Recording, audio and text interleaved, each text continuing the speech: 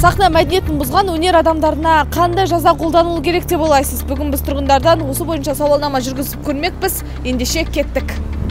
Оларды вообще сахнаға шығармайды, тыйым салып, соған заң қолданса деймін. Олар кішкене ақыл тоқтатып, былай өз-өзіне келіп, серьезный болады ғой, өзі кәмелеттен переходной возрасттан өтіп, сондай кезде можно шығуға. Бір шанс беру керек деп ойлаймын. Қазіргі жастарды бұзып атқан бірінші сахна. Сондықтан мына жалаңаш билеп атқан, әдепсіз әндер айтып атқандар ең ауыр жазаға тартса мен риза болар едім. Менің қолымда болса, мен штраф салатын едім. Это оказывается административный штраф. Штрафын төлетіп сахнаға шығармау керек. Халықтың арқасында көтеріліп жатыр ғой олар. Біреудің қымбат туы.